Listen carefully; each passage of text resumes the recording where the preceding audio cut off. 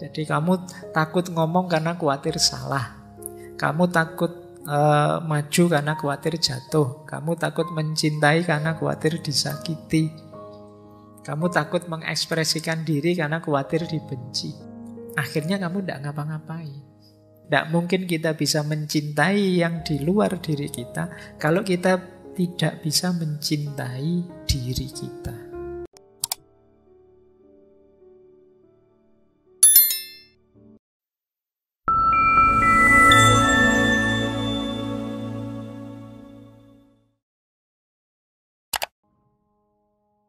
Assalamualaikum warahmatullahi wabarakatuh. Bismillahirrahmanirrahim. Nah, malam hari ini kebencian yang khas.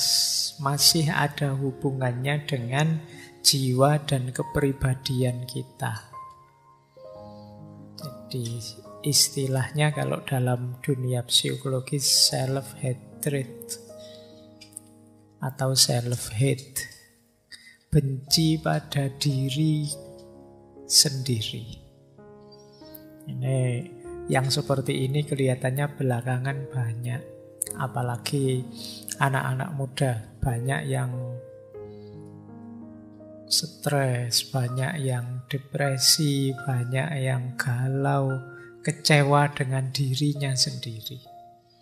Benci dengan dirinya sendiri. Banyak yang sudut pandangnya tentang dirinya sendiri selalu negatif. Nah, malam hari ini kita obrak-abrik itu ya. Seperti apa sih mentalitas yang benci diri ini?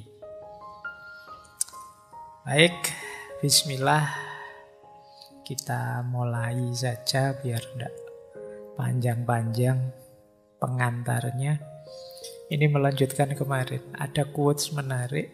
Self-hatred is worse than loneliness. Kebencian pada diri sendiri itu lebih buruk daripada kesepian. Kalau masih kesepian saja mending. Tapi kalau sudah benci dengan diri sendiri, wong diri sendiri kita itu kan kendaraan kita, wadah kita. Kok kita benci? Itu katanya John Irving, itu lebih buruk daripada sekedar orang yang kesepian. Kemarin kan kita definisikan kesepian itu sebagai sesuatu yang negatif. Itu pun masih mending daripada orang yang tidak suka dengan dirinya sendiri. Wong benci dengan orang lain yang di luar diri saja efeknya besar untuk hidup kita, apalagi benci dengan diri kita sendiri. Ya sebabnya nanti banyak. Tapi yang jelas ini yang harus kita waspadai. Ini membuat hidup tidak bahagia, membuat orang tidak bersyukur, membuat pokoknya kita kecewa dengan hidup kita. Baik, yo biasanya orang seperti ini, orang yang membenci dirinya itu yo sulit tersenyum, sumpek hidupnya. Antara ideal yang dia impikan dengan kenyataan dirinya itu berjarak. Mungkin kalian ingin jadi ini, jadi itu, tapi kok kenyataannya masih gini-gini saja. Itu kalian gelisah. Mungkin pernah saya ceritakan ya, beberapa kali ada teman yang rajin ikut ngaji itu gelisah karena ilmunya sekarang banyak, ngerti macam-macam yang ideal-ideal, tapi dirinya tidak berubah. Pak, saya itu ikut ngaji sudah puluhan bahkan mungkin ratusan sesi. Saya generasi awal ngaji, Pak. Tapi kok saya gini-gini aja ya, Pak. Tidak ngefek ya, Pak. Ya kalau pas wayai ngaji sih rasanya pengen tobat-tobat, pengen sih. Tapi kok ya begitu keluar dari masjid ya balik asalin nah. Gimana sih Pak saya itu Pak? Saya benci dengan diri saya, self-hatred. Benci dengan dirinya, merasa tidak berkembang. Ya biasanya kayak gitu kan, terus tak jawab untuk membesarkan hatinya saja bahwa enggak, sampean itu sudah berkembang lebih baik dibandingkan dulu. Dulu males ngaji, sekarang rajin ngaji. Itu kan sudah naik kelas sedikit. Dulu ngaji ndak paham-paham. Buktinya apa? Dulu ndak paham, dulu ndak gelisah. Orang ndak paham itu kan ndak bisa gelisah, wong ndak paham. Kegelisahannya ya hanya ketidakpahaman itu. Kebencianmu pada dirimu kan begitu kamu paham terus sadar, oh ternyata standarku masih di level bawah ya, ternyata ilmuku ndak ada yang hidup selama ini. Itu kamu lumayan sebenarnya sudah naik kelas itu. Jadi bahwa masih belum bisa dihidupkan semuanya ya wajar. Wong segalanya butuh proses. Pelan-pelan. Nah, ini yang sering digelisahkan teman-teman muda. Antara ideal yang ada di kepalanya dengan kenyataan yang dihadapinya tidak sama. Kalau itu tentang dirinya, terus dia jadi benci dengan dirinya. Aku itu loh, wong cuma ndak punya duit aja kok jadi segelisah ini. Padahal katanya kemarin zuhud, katanya kemarin uzlah. Wah, kaya opo tuh aku itu. Itu kita idealmu berjarak dengan kenyataan dirimu. Kayak wong kemarin sudah janji ndak banyak-banyak lagi buka medsos, tapi kok yo gatel pengen buka medsos. Begitu kamu buka terus nyesel sendiri, terus kamu marahi sendiri dirimu. Ini self-hatred. Baik, nanti kita lihat ya. Dunia self-hatred, kebencian pada diri ini mungkin kelihatannya sepele.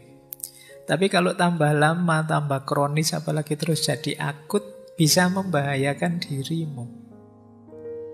Tambah benci itu ya tambah merusak hidupmu. Yang jelas orang yang benci dirinya merasa dirinya rendah. Low self-esteem. Kebanggaan dirinya anjlok sudah. Dia jadi tidak pede. Mau apa-apa, wah nanti kalau keliru wong saya itu, kalau begini-begini tidak bisa. Mau ini, mau itu terhalang. Itu namanya low self-esteem. Kebanggaan dirinya rendah. Yang kedua, self-deprecation. Self-deprecation itu mengecil-ngecilkan dirinya. Sebenarnya bisa sih ngaji dikit-dikit, tapi halah kemampuan ngaji saya itu rendah, Pak. Sebenarnya sudah bisa sih ngomong di depan umum sedikit-sedikit, kamu merasa halah tidak ada apa-apanya, Pak. Jadi kamu punya kemampuan mungkin, punya keahlian, mungkin punya keistimewaan 1-2, tapi kamu anggap dirimu itu tidak ada apa-apanya. Jadi kamu merasa pokoknya kecil saja, kamu merasa tidak pantas saja, kamu merasa tidak layak saja. Itu self-deprecation. Jadi kamu degradasi sendiri dirimu, kamu rendahkan sendiri dirimu. Orang yang seperti ini nanti bisa self-sabotage, mensabotase dirinya sendiri. Harusnya bisa jadi juara sih, kamu kecil-kecilkan sendiri dirimu, akhirnya nggak jadi juara kamu. Harusnya kamu sudah pinter jadi ahli pidato, tapi ya karena kamu jarang tampil, akhirnya ya sampai hari ini tidak berkembang. Yang mensabotase dirimu siapa? Dirimu sendiri. Nanti kita bahas agak panjang ini, self-sabotage ini. Bagaimana kita mensabotase diri kita sendiri. Hati-hati kalau sampai level self-harm, menyakiti diri. Biasanya kalau sudah menyakiti diri ini ya, levelnya sudah agak depresi. Jadi, nekat sudah, Mas jangan banyak makan itu nanti sakit sampean darah tinggi loh, ndak apa-apa mati yo ben aku biasanya wis mulai iki rotok gawat kalau sudah begitu. Jadi salah ya sudah, rusak ya ben hancur-hancurlah sekalian. Itu biasanya kalau sedang patah hati begitu. Jadi self harm, menyakiti dirinya sendiri. Ini atmosfernya. Dunia kebencian terhadap diri itu ternyata ya bersinggungan dengan harga diri, nilai diri, sabotase diri, dan juga menyakiti diri sendiri. Ayo ya, kita mulai malam hari ini latihan. Karena model self-hate ini yang seperti saya sebut tadi adalah ciri orang yang hidupnya tidak bahagia. Tidak mungkin dia bersyukur, wong merasa hidupnya berat. Dan jadi beban, baik bagi dirinya maupun lingkungan sekelilingnya. Kita lanjutkan. Nanti sebelum filosofinya, kita lihat ciri-cirinya dulu. Ini dulu pernah kita bahas sekilas ketika kita membahas self-love, cinta diri. Nah, malam hari ini lawannya, self-hatred. Orang yang benci diri itu punya beberapa ciri khusus. Yang pertama, selalu melihat negatifnya dirinya. Pokoknya diriku itu apalah, wis pokoknya. Sudah tidak ada nilainya. Padahal ada pinternya loh diri ini, tapi kamu lihat wajah, wah wajah saya itu jelek, sing ditonton itu terus. Padahal kamu geser sedikit loh, di balik wajahmu ada otak yang cerdas loh. Oh, kamu tidak bangga, kamu kok sibuk dengan wajah saja. Padahal mungkin wajahmu hanya sempurna sih, cuma ada jerawatnya saja 3 atau 4 itu. Tapi yo kamu sibuk lihat jerawat itu saja. Lupa banyak nikmatnya Allah yang lain loh di sekujur tubuhmu. Tapi kamu hanya lihat itu. Hidupmu perfect, sempurna. Kurangnya cuma 1, belum punya pasangan, itu saja. Tapi itu kamu koyo-koyo wis arep mlebu neraka itu. Waduh, beratnya hidupku. Cuma itu saja. Jadi selalu melihat negatifnya diri. Itu ciri-ciri self-hatred. Yang kedua, biasanya terus membandingkan diri dengan yang lain, melihat di yang lain sisi positifnya, yang dalam dirimu sisi negatifnya. Sehingga terus muncul iri atau muncul dengki. Enak ya temanku itu males kuliah tapi nilainya bagus-bagus. Kamu bandingkan, saya juga males sebenarnya tapi nilaiku kok jelek ya misalnya. Kamu bandingkan dirimu dengan teman. Hidup selalu dalam perbandingan. Orang Jawa punya pepatah urip itu wang sinawang, saling melihat. Kita selalu saja melihat yang lain lebih dari kita. IP-mu paling tinggi tapi lihat temanmu, enak ya teman-teman itu bisa ngobrol asik, bisa hidup santai, saya kok enggak bisa ya. Nah, ini golongannya self-hatred. Kamu banding-bandingkan terus. Jadi, ojo dibanding-banding ke. Kama kola. Lagu dangdut. Baik. Yang ketiga, tidak percaya diri. Tidak pede. Jadi kamu merasa tidak bisa apa-apa, padahal banyak kebisaanmu. Pokoknya bahasa sederhananya minder. Disuruh apa-apa minder, padahal bisa. Sehingga kadang-kadang ya ketika ketemu momennya yang kamu harus menunjukkan kemampuanmu, akhirnya kamu gugup. Jadinya tidak maksimal. Begitu tidak maksimal, kamu lihat dirimu tambah rendah lagi. Tiba-tiba disuruh ngaji di depan orang banyak. Padahal kamu bisa kok ngaji, itu sudah lancar. Tapi begitu karena kamu minder, akhirnya tidak maksimal. Keluarnya sering salah diingetin orang. Terus kamu tambah drop, tambah minder. Ini hatred mindset, self-hatred mindset. Karena kamu tidak percaya diri, akhirnya kamu tidak maksimal. Ketika kamu tidak maksimal, hasilnya tidak bagus. Ketika hasilnya tidak bagus, kamu tambah benci dirimu sendiri. Oke. Padahal kamu jago loh, padahal kamu hebat loh. Misalnya kamu nembak orang lain, nembak pasanganmu mesti langsung diterima. Tapi karena kamu tidak pede, nembaknya ragu-ragu. Akhirnya ditolak. Kamu terus tambah tidak pede lagi. Nah, ini self-hatred. Siklusnya. Yang keempat, ciri bahwa teman-teman benci dengan diri sendiri apa? Sulit menerima pujian. Wong orang itu sudah jelas-jelas muji kita loh, tapi kita merasa Anda itu mesti basa-basi saja. Ini mesti ya karena teman sendiri sih, ya ngomongnya mesti ngono. Coba di belakang ngomongnya mesti beda. Kita sulit dipuji, jadi dipuji orang kalau kita merengut saja, dipuji orang kita mencucu saja.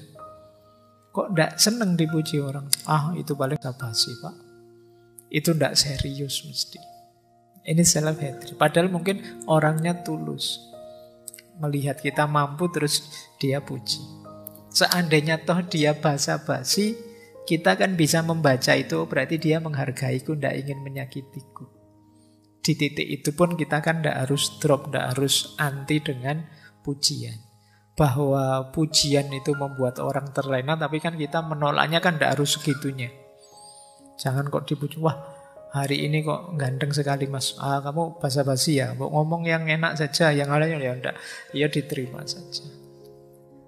Jadi sulit menerima pujian. Kemudian merasa bahwa orang-orang itu mesti melihatku semua dan secara negatif. Jadi kalau pas jalan misalnya ada orang nongkrong pinggir jalan, ini lihat aku, mesti lihat aku ini. Bajuku ada yang salah enggak?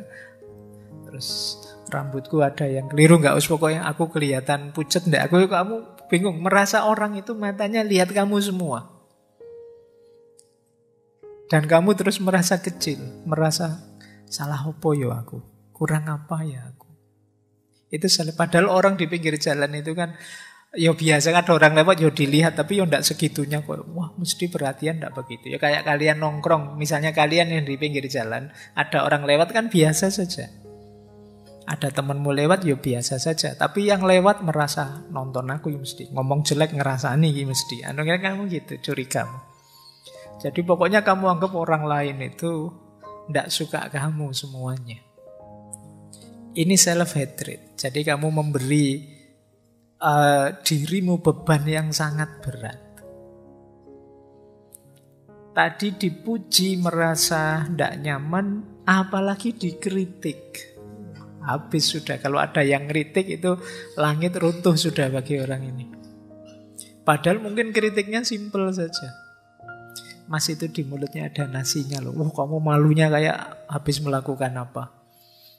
Biasa saja, ya kritik kecil saja, sederhana saja. Mungkin kadang-kadang ya kritiknya penting, tapi kan orang yang self-hatred ini begitu dikritik, ya dia merasa bahwa dia hidupnya sudah rendah, hidupnya sudah kotor, hidupnya sudah kacau, hidupnya sudah tidak di rel yang seharusnya. Jadi ini berarti kalau teman-teman sering begini ya coba dicek, jangan-jangan ada gejala self-hatred tadi. Jadi kita terlalu benci dengan diri kita, jadi kita waspada dengan diri kita sendiri.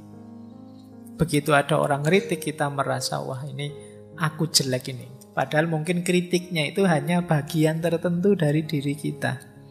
Mungkin baju kita, mungkin ngeritik potongan rambut kita atau ngeritik wajah kita yang pucat karena jarang tidur, tapi kita merasa diserang semua aspek diri kita.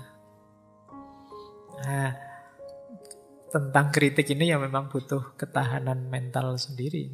Tidak sembarangan orang senang dikritik. Tapi orang yang hatinya luas dan terbuka biasanya lebih mudah menerima kritik secara positif. Tapi orang-orang yang self-hatred ini, yang benci dirinya itu biasanya panik kalau dikritik. Kalau teman-teman kok misalnya posting apa di medsos, terus dikritik orang, kok teman-teman langsung panik, itu jangan-jangan ada gejala ini. Padahal ya biasa saja orang, apalagi di medsos. Kadang di medsos itu yang ngeritiknya iseng saja. Ini kok isinya muji-muji semuanya, tak tambahi kritikan yang misuh-misuh lah sekali-sekali. Padahal itu iseng saja dan kamu nanggapinnya serius.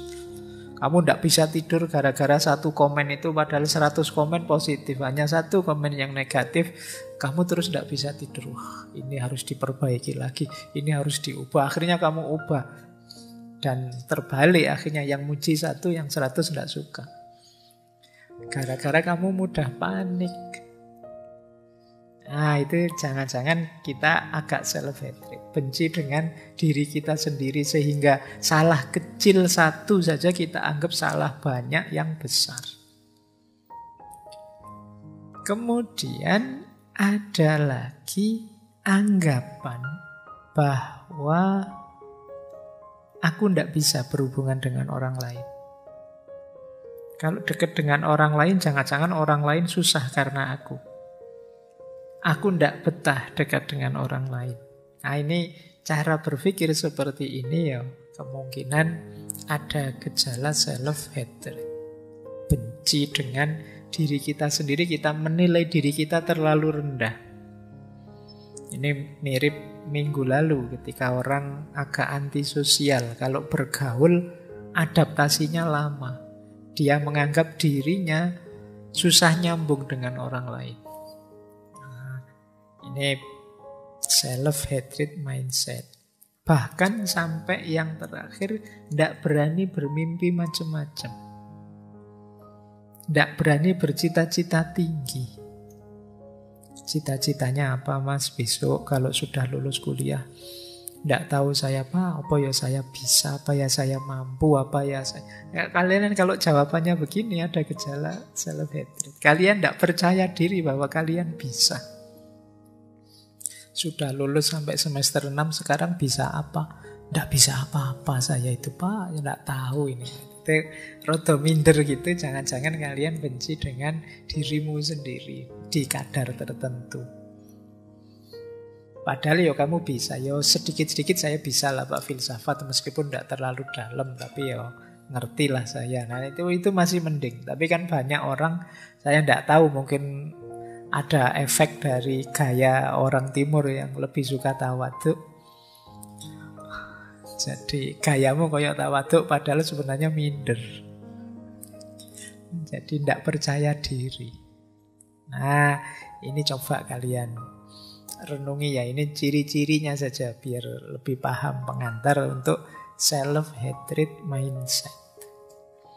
Coba perhatikan lebih luas.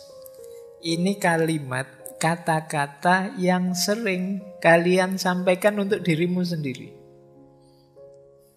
Kalau kalian benci aku dengan diriku, itu kemungkinan self-hatred. Aku itu loh sudah niat poso Senin Kemis, kok ya setiap kali hari Senin pura-pura lupa sarapan itu loh. Benci aku dengan diriku. Sudah niat sholat tahajud mau tak istiqomai, sudah niat mau rajin sedekah, sudah niat baikku banyak kok tidak ada yang jalan. Benci aku dengan diriku. Nah, sudah niat mau banyak baca, belakangan ini banyak belajar kok tidak jadi. Buka HP niatnya mau ngaji kok ya jadi tiktokan misalnya. Wah, benci aku dengan diriku. Nah, ya kalau banyak-banyak itu ya bisa bikin self-hatred mindset tadi. Jadi, lama-lama kalian tidak sadar yang paling kalian benci di dunia ini ternyata dirimu sendiri. Saking seringnya kamu membenci dirimu yang tidak cocok dengan ideal yang kalian tetapkan. Atau yang nomor 2 itu. Ini sering dikatakan orang yang baru putus cinta. Aku tidak membencimu karena engkau tidak cinta padaku, tapi aku membenci diriku yang masih saja mencintaimu. Itu kan ini kalimatnya orang yang baru diputus kan banyak yang seperti ini. Ya, engkau tidak mencintaiku hakmu, tapi kok aku tidak bisa ya. Ini kan gaya stoik kan gini. Aku tidak bisa benci kamu yang tidak cinta lagi padaku karena itu di luar kontrolku. Tapi kok aku tidak bisa ngontrol hatiku biar menghilangkan cintaku padamu. Benci aku pada diriku ini. Kalimat ini menunjukkan self-hatred tadi. Jadi pokoknya aku itu jelek karena tidak bisa menghilangkan cinta padamu. Atau lebih netral, kalau tadi kan untuk cinta misalnya, aku benci orang yang mengingkari janji. Misalnya ada temanmu utang atau temanmu pinjem apa tidak kembali-kembali atau mengingkari janji. Namun aku lebih benci diriku yang mudah sekali dibohongi. Ini kan sering kita bikin ini. Mungkin muncul karena kita minder, kita takut, kita tidak berani mengekspresikan diri, bilang terang-terangan, aku tidak suka kamu bohong padaku. Tidak berani bilang gitu, cuma bilangnya, aku tidak suka dibohongi, tapi aku lebih tidak suka lagi diriku yang mudah sekali dibohongi. Nah, gaya-gaya kayak gini kan sering kita pakai dalam pergaulan. Selalu menyalahkan diri sendiri. Bukan salah siapa-siapa, ini salahku semua. Selalu yang disalahkan dirinya, padahal jelas-jelas temennya yang salah. Sandalmu dibawa lari tidak kembali, bukumu dipinjem tidak kembali, memang salahku. Kok yo tak pinjemin saja, kok sing salah dirimu, yang salah temenmu pinjem tidak dikembalikan, yang disalahkan dirimu. Ini kalau tidak hati-hati terakumulasi jadi self-hatred. Kamu memandang dirimu sangat kecil. Ada lagi yang bilang misalnya, tidak ada lagi orang yang peduli padaku. Nah, ini juga self-hatred. Dua yang terakhir ini agak tricky maknanya, tapi kalau tidak hati-hati juga jatuhnya bisa self-hatred. Aku kan bukan orang penting. Tidak ada aku toh ya semuanya jalan. Aku tidak hadir juga tidak apa-apa kok, yang lain banyak yang bisa kok. Ini harus hati-hati. Bisa saja jatuhnya mengecilkan diri sendiri. Siapalah aku. Misalnya kalian mau ngaji ini, saya tidak datang juga sudah banyak yang datang kok. Dan juga tidak ada yang peduli saya yang datang apa enggak. Loh, bahwa kamu tidak bisa datang tidak apa-apa, tapi tidak usah pakai kalimat yang mengecilkan dirimu. Ngapain? Mbok ya sekali-sekali agak pede, kalau saya nggak datang tidak rame ngajinya. Karena yang biasa rame aku, yang lain tawaduk semua misalnya. Nah, ini biasa saja berpikir tidak harus sambil mengecilkan dirimu. Ya wajarlah sekali-sekali kamu tidak hadir ngaji misalnya, tapi tidak harus dengan mikir aku tidak datang pun acara tetap lancar kok, tidak ada aku pun jalan kok. Jadi pakai diksi yang lebih positif saja. Atau yang terakhir itu hati-hati juga, itu agak trik itu maksudnya maknanya benar, tapi kalau kita maknai sebagai mengecilkan diri ya bisa melahirkan self-hatred tadi.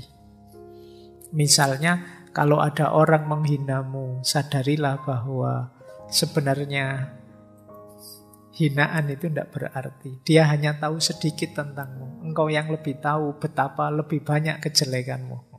Hanya saja aibmu ditutupi oleh Allah. Kan begitu banyak. Ini bagus kalimat ini, kesadaran betapa Allah itu sayang dengan kita, menutupi aib-aib kita. Tapi kalau dimaknai sebagai mengecilkan diri, bahwa aku itu culek, aku itu jahat, aku itu buruknya luar biasa, ini nanti bisa melahirkan self-hatred. Orang yang tidak bersyukur. Jadi ini kan kalimat yang sehari-hari sering kita pakai. Yang kita tidak sadar membentuk kepribadian benci diri. Ya orang yang membenci dirinya ya tentu saja sulit berkembang, sulit maju, sulit mencapai sesuatu. Wong dia tidak percaya dengan dirinya. Menganggap dirinya tidak kapabel, tidak mampu, layak dibenci. Maka ayo latihan pelan-pelan untuk tidak mudah jatuh pada self-hatred. Benci pada diri sendiri. Apalagi banyak prinsip-prinsip yang kalau salah memaknai bisa jatuh negativitas.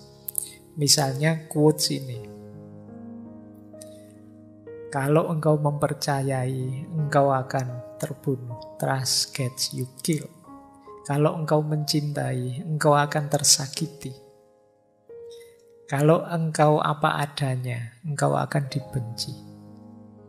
Ini quotes ini mungkin kadang-kadang kita pakai.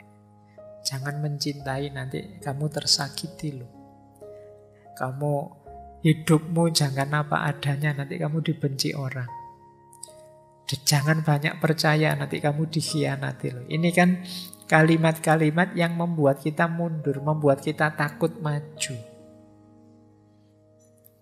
Jadi akhirnya ya kita hidupnya defensif.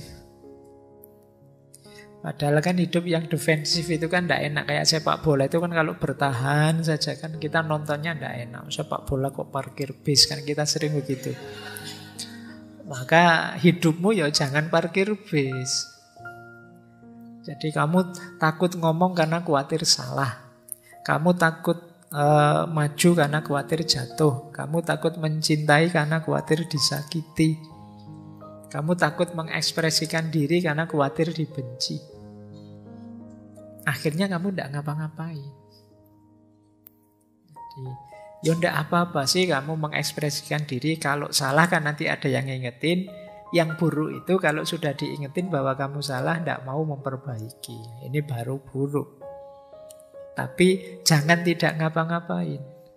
Kalau kamu tidak ngapa-ngapain, tidak ada perbaikan dalam hidup kita. Bagaimana orang bisa ngontrol apakah ungkapan diri kita itu baik atau buruk kalau kita tidak mengungkapkan diri. Jadi maka pertama-tama ayo menata hidup kita, ayo kita cintai diri kita. Tidak mungkin seperti di self-love dulu, tidak mungkin kita bisa mencintai yang di luar diri kita kalau kita tidak bisa mencintai diri kita. Itu teori dasarnya itu.